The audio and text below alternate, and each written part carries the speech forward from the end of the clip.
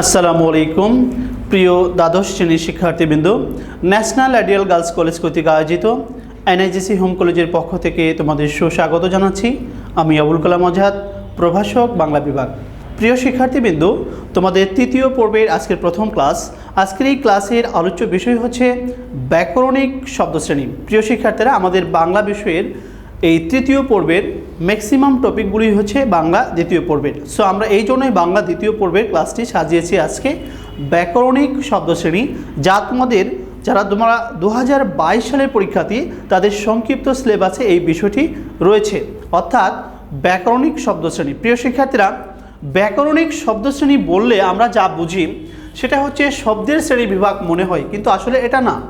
ব্যাকরণিক শব্দশ্রেণী হচ্ছে ছোটোবেলায় তোমরা যখন পদ পড়েছ সেই পদটাই কিন্তু এখানে ব্যাকরণিক শব্দশ্রেণী রয়েছে, অর্থাৎ ব্যাকরণবিদরা, যারা ধ্বনিতাত্ত্বিক, যারা ভাষা নিয়ে গবেষণা করে, তারা চিন্তা চেতনা করে এই যে ব্যাকরণিক অর্থাৎ বাংলা ভাষার শব্দসমূহকে যে কয়টা ভাগে ভাগ করেছে সেটাই হচ্ছেন ব্যাকরণিক শব্দশ্রেণী।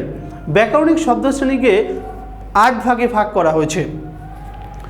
আমরা এই 8 প্রকারের সংক্ষেপে জেনে নিব, কেননা একটি প্রশ্ন এখান থেকে হতে পারে। সাধারণত ব্যাকরণিক শব্দশ্রেণী থেকে 2 ধরনের প্রশ্ন আসতে পারে।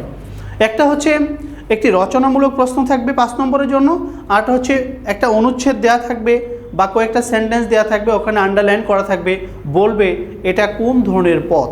তার মানে পদের বিষয়গুলো আমাদের জানতে হবে। বাক্যের অন্তর্গত প্রত্যেকটি বিভক্তিযুক্ত শব্দকে এক একটি পদ বলা হয়। পদ আমরা ছোট থেকেই শিখেছি, বিশেষ্য, বিশেষণ, সর্বনাম, অব্যয়, ক্রিয়া, এই 5 প্রকার শিখেছি। আমাদের ব্যাকরণিক শব্দের মধ্যেও এই 5 প্রকার অন্তর্ভুক্ত রয়েছে। তবে আমরা একটু ভালো করে শিখব যে এখানে আর 3 প্রকার কোথায়।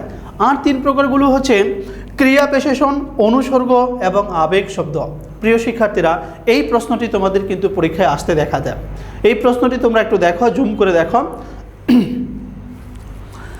ব্যাকরণিক শব্দশ্রেণী বলতে কি বোঝো, কত প্রকার ও কি কি, উদাহরণ সহ লেখো। অর্থাৎ এই ব্যাকরণিক শব্দশ্রেণী বলতে কি বুঝো, উহা কত প্রকার ও কি কি, উদাহরণ সহ লেখো। অর্থাৎ উহা বলতে আমাদের ব্যাকরণিক শব্দশ্রেণী।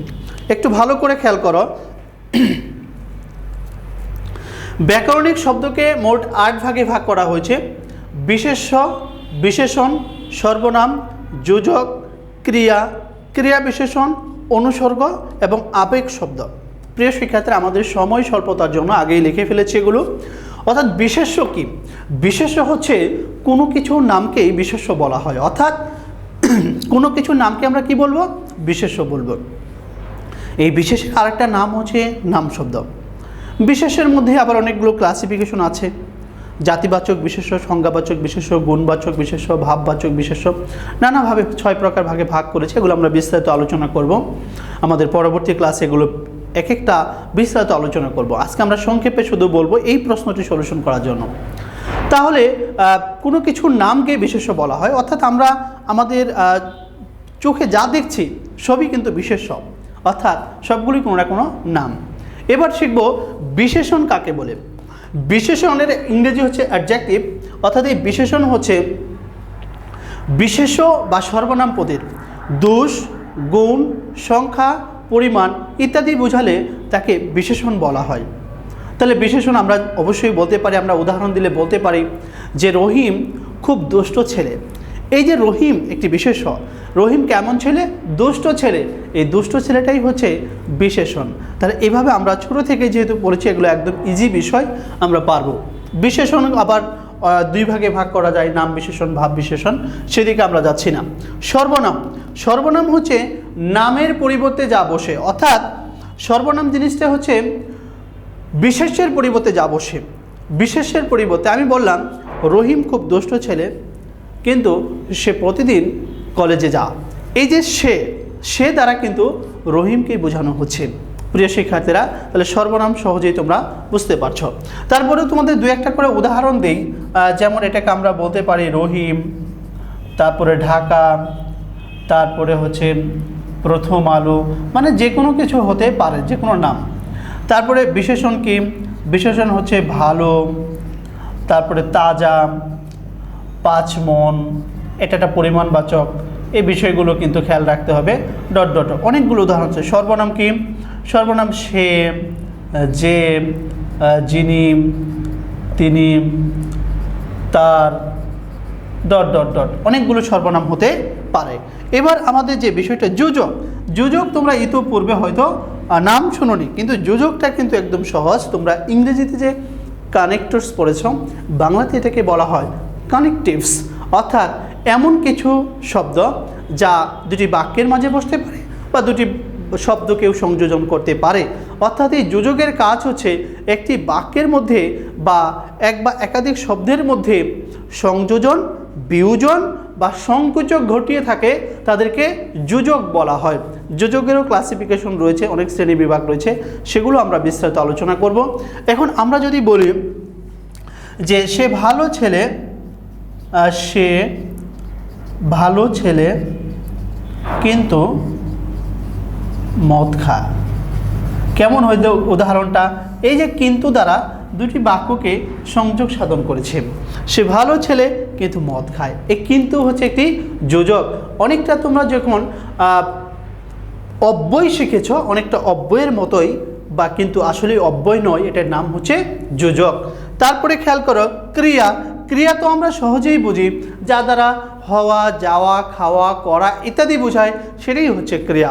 প্রিয় শিক্ষার্থীরা, আমরা কিন্তু ঠিক জন্মের পর থেকে মৃত্যু পর্যন্ত কিন্তু আমরা যা কিছু করি সবগুলোই কিন্তু কাজ। আমি যেমন তোমাদের ক্লাস নিচ্ছি, এটাও একটা কাজ। তোমরা বাসায় বসে দেখছো, এটাও একটা কাজ। তোমরা পড়াশোনা করো, এটাও একটা কাজ। খাওয়া দাওয়া, গোসল, এভরিথিং কিন্তু কাজ। আমরা কাজের মধ্যেই থাকি। প্রিয় শিক্ষার্থীরা, তাহলে ক্রিয়া মানে কি? যা দ্বারা কোনো কিছু হওয়া, যাওয়া, খাওয়া, করা ইত্যাদি বোঝাবে, সেটাকেই ক্রিয়া বলা হয়। ক্রিয়ারও আবার ক্লাসিফিকেশন আছে, অনেক ধরনের ক্রিয়া আছে, সমাপিকা, অসমাপিকা ক্রিয়া। তারপরে আবার কর্মের দিক থেকেও ক্রিয়াকে ভাগ করা হয়, সকর্মক, অকর্মক, দ্বিকর্মক। তারপরে আছে সমধাতুষ ক্রিয়া, যৌগিক ক্রিয়া, মিশ্র ক্রিয়া, ওগুলো বিস্তারিত আমরা আলোচনা করব। প্রিয় শিক্ষার্থীরা, তারপরে ক্রিয়া বিশেষণ দেখো। এটা হচ্ছে ক্রিয়া বিশেষণটা হচ্ছে ক্রিয়াকে মডিফাই করবে, অর্থাৎ ক্রিয়াকে বিশেষায়িত করবে। অনেক সময় এই ক্রিয়া বিশেষণটা ক্রিয়াকে মডিফাই করে। আমি যদি বলি বাসটি অতি দ্রুত চলতে লাগলো। একটু খেয়াল করো, বাসটি অতি দ্রুত চলতে লাগলো। তাহলে বাসটি কিভাবে চলে? খুব দ্রুত। এই যে দ্রুত কথাটা ক্রিয়াকে মডিফাই করলো, দ্রুত কথাটা ক্রিয়াকে কি করলো? মডিফাই করলো। এটা হচ্ছে ক্রিয়া বিশেষণ। এছাড়া আমরা বলতে পারি ট্রেন অতি দ্রুত চলে, ট্রেন দ্রুত চলতে লাগলো, একই কথা। তাহলে এই চলাটাকে মডিফাই করছে দ্রুত দ্বারা।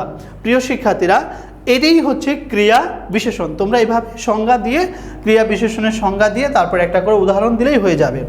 অনুসর্গ জিনিসটা কি? অনুসর্গ, প্রিয় শিক্ষার্থীরা, অনুসর্গ হচ্ছে যে এগুলো কখনো শব্দ বিভক্তি বা একটি বাক্যের স্বাধীনভাবে বসতে পারে। স্বাধীনভাবে বসে যখন এরা নিজেরাই কিন্তু নিজেরা অর্থ প্রকাশ করতে পারে, কারো অধীনে কিন্তু এরা থাকে না। শব্দ বিভক্তি নেই, কখনো স্বাধীনভাবে বসে যে অর্থ প্রকাশ করে সেটাকে অনুসর্গ বলা হয়। অনুসর্গ, প্রিয় শিক্ষার্থীরা, এটা কি? আমি যদি বলি ওকে দিয়ে কাজ হবে না, যেমন আমি বললাম ওকে দিয়ে কাজ হবে না। এই যে ওকে দিয়ে, এই দিয়েটা হচ্ছে একটি অনুসর্গ। এই দিয়েটা কি? অনুসর্গ। আবার আমি যদি বলি আমি আসা পর্যন্ত তুমি অপেক্ষা করবে, এই যে আমি আসা পর্যন্ত, এই পর্যন্তটা হচ্ছে একটি অনুসর্গ। অর্থাৎ এই যে অনুসর্গ, আমি আসা পর্যন্ত তুমি অপেক্ষা করে, পর্যন্ত একটা অনুসর্গ, অপেক্ষা একটি অনুসর্গ, নানাবিধ অনুসর্গ রয়েছে। তাহলে এটা একটি অনুসর্গের উদাহরণ। প্রিয় শিক্ষার্থীরা, তারপরে দেখো আবেগ শব্দ কি? আবেগ শব্দ তোমরা অনেক আগে থেকেই শিখেছ। জাস্ট অনেক সময় এক্সক্লেমেটরি সেন্টেন্স যেরকম দেখো তোমরা, সেখানে যে শব্দগুলো থাকে সেটাই কিন্তু আবেগ শব্দ হিসেবে হয়। আমরা যদি বলি এই আবেগ শব্দগুলো কি, আসলে এই আবেগ শব্দগুলো একটা বাক্যের মধ্যে স্বাধীনভাবে অর্থ প্রকাশ করতে পারে। অন্য কোনো বাক্যের যে শব্দ রয়েছে সেই শব্দের কোনো সাহায্য সহযোগিতার কিন্তু প্রয়োজন নেই আবেগ শব্দের।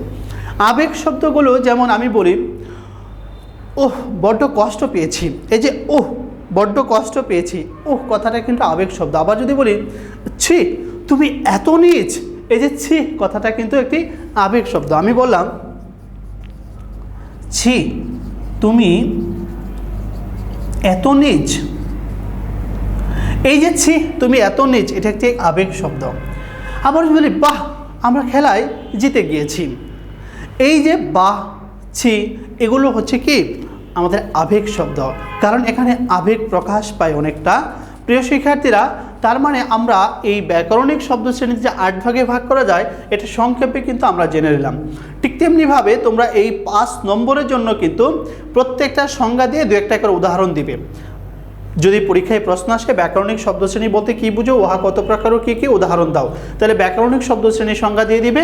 ব্যাকরণগত অবস্থানের ভিত্তিতে বাংলা ভাষার শব্দসমূহকে যে কয় ভাগে বিভক্ত করা হয়েছে তাদের ব্যাকরণিক শব্দশ্রেণী বলে। ব্যাকরণিক শব্দ মোট 8 প্রকার, যথা বিশেষ্য, বিশেষণ, সর্বনাম, যোজক, ক্রিয়া, ক্রিয়া বিশেষণ, অনুসর্গ, আবেগ শব্দ।